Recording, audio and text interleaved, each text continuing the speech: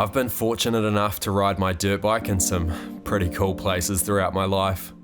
A lot of them on private land, which I understand isn't much use to you guys, but also a lot of them at public trail rides, which are open to anyone. And the simple truth is, if you live in New Zealand, ride dirt bikes and don't do these sort of events, you are missing out.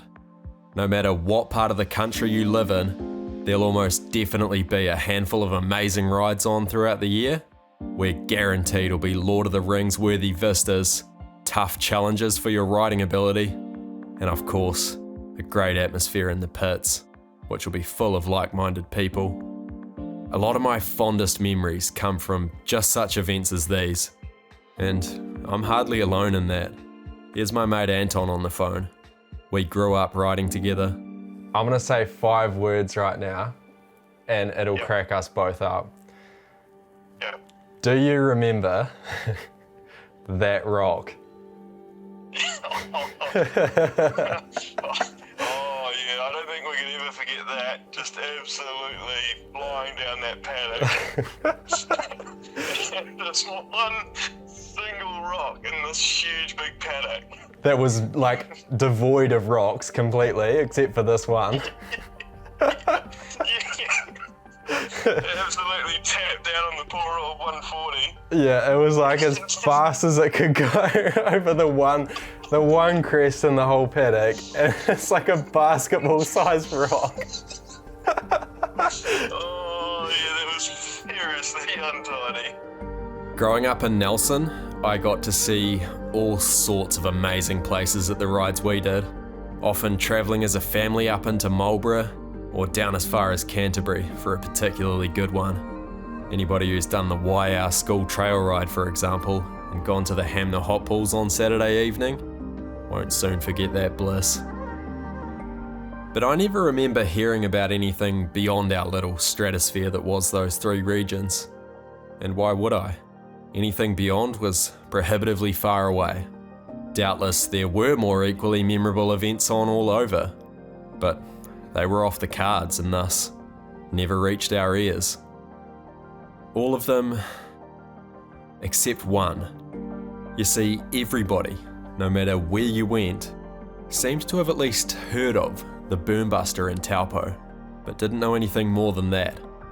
In fact, such was the renown of this mysterious trail ride that we had sort of a family goal to one day road trip it up north, catch the ferry and see what it was all about. Sadly, that never materialised, and before I knew it, we'd all grown up and disbanded.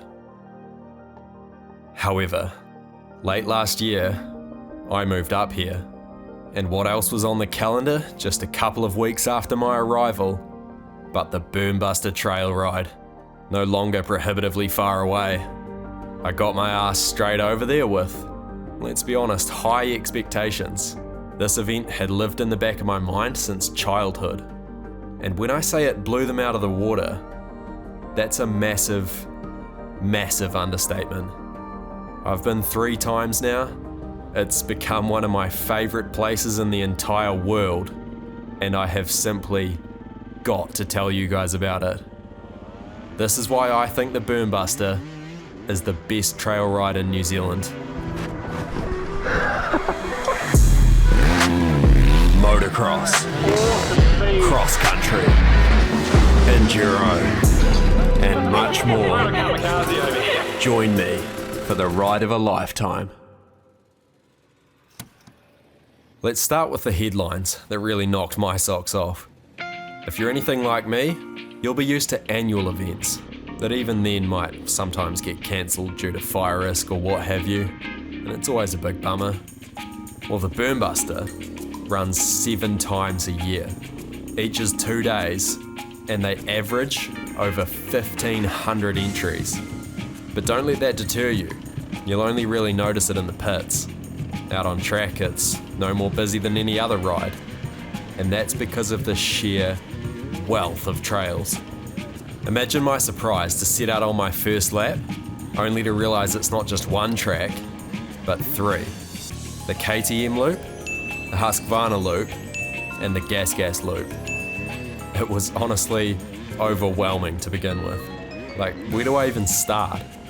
Each is, for the most part, entirely unique and has its own set of breakouts or A grades or enduro sections, whatever you want to call them, and all have shortcuts home every few kilometres too.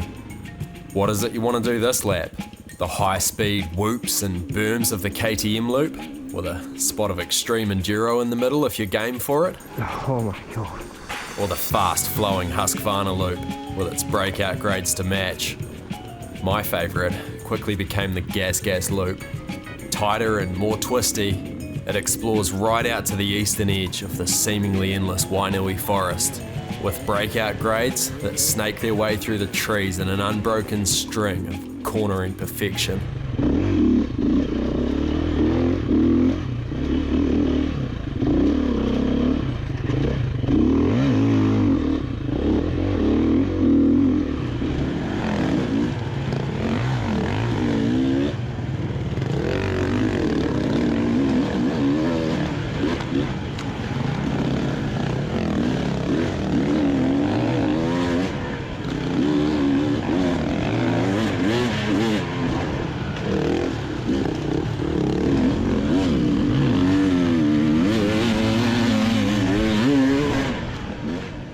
It's with disappointment that you finally do reach the pits again.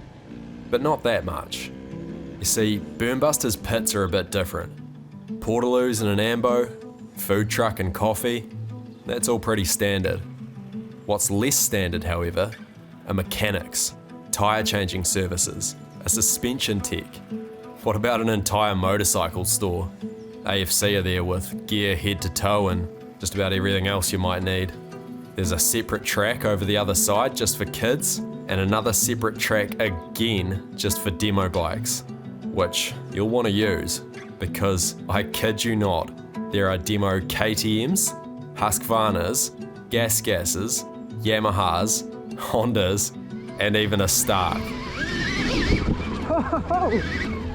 Get out!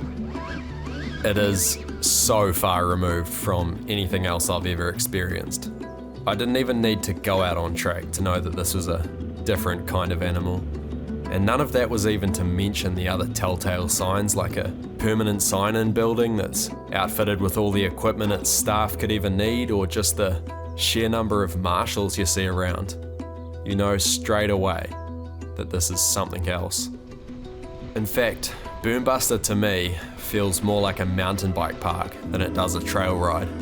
And to complete that picture, they even offer a fleet of hire bikes, right the way from kids models up to 450s, which, if like me you're from the South Island, might be worth considering.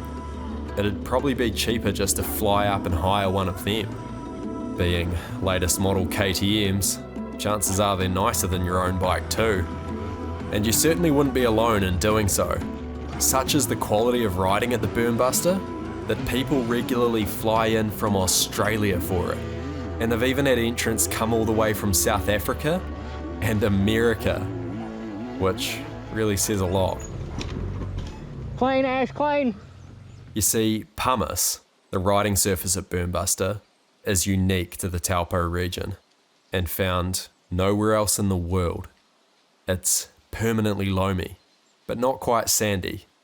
It's sort of perfect.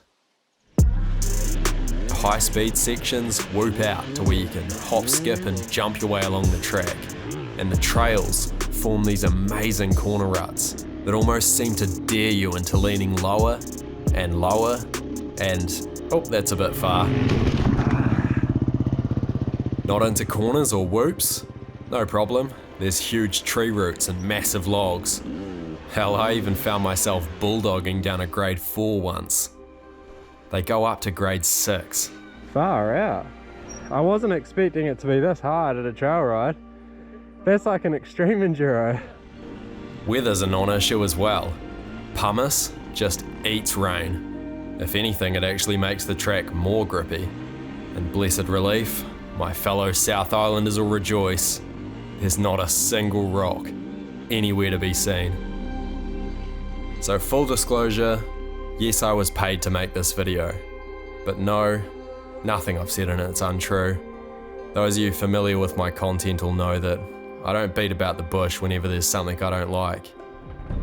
My honest opinion is that if you live in New Zealand and ride dirt bikes, you'd be doing yourself a huge disservice not to experience the Berm Buster at least once.